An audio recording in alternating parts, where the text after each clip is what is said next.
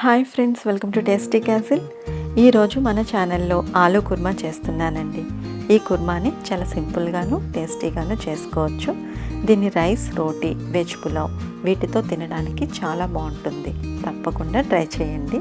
ఈ రెసిపీని ఇప్పుడు ఎలా ప్రిపేర్ చేసుకోవాలో ఈ వీడియోలో చూద్దాం. స్టవ్ మీద కడాయి పెట్టుకొని అరకప్పు వరకు ఆయిల్ వేసుకోవాలి. ఆయిల్ కొంచెం హీట్ అయిన తర్వాత సన్నగా పొడవుగా కట్ చేసిన ఉల్లిపాయ ముక్కలు 1 కప్పు వరకు తీసుకుని వేసుకోవాలి. ఇవి ఒక పెద్ద సైజు ఉల్లిపాయకి సమానమండి. వీటిని ఒకసారి ఫ్రై చేసుకోవాలి. 3 పచ్చిమిర్చి కట్ చేసి వేసుకోవాలి.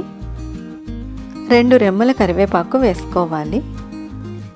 ఉల్లిపాయ మగ్గేంత వరకు మీడియం ఫ్లేమ్లో ఫ్రై చేసుకోవాలి. ఉల్లిపాయ ఆయిల్లో మగ్గి కొంచెం కలర్ మారుతుందండి. అప్పుడు 1/2 టీ స్పూన్ పసుపు వేసుకోవాలి. పసుపు వేసిన తర్వాత ఒకసారి గరిటెతో కలుపుకోవాలి. దీనిలో 2 టీ స్పూన్ల వరకు అల్లం వెల్లుల్లి పేస్ట్ వేసుకోవాలి.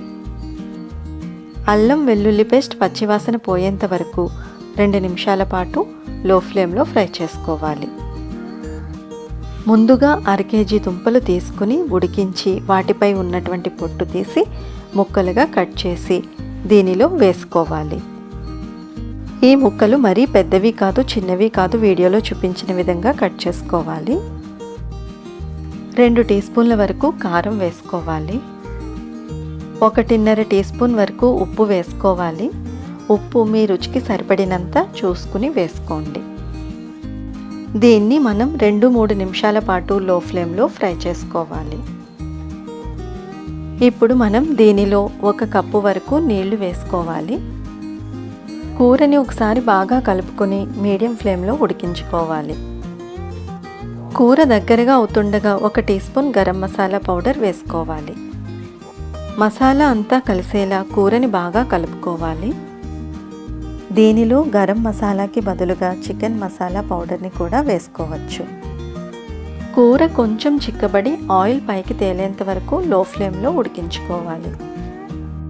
కూర ఇలా దగ్గరగా ఉడికిన తర్వాత సన్నగా తరిగిన కొత్తిమీర వేసుకుని స్టవ్ ఆఫ్ చేయాలి. ఈ ఆలూ కుర్మా టేస్ట్ సూపర్ వచ్చిందండి. తప్పకుండా ట్రై చేయండి. ఈ రెసిపీ కనుక మీకు నచ్చినట్లయితే లైక్ చేయండి, షేర్ చేయండి. ఇటువంటి మరిన్ని రెసిపీస్ కోసం మా ఛానల్ని సబ్స్క్రైబ్ చేసుకోండి. And thanks for watching.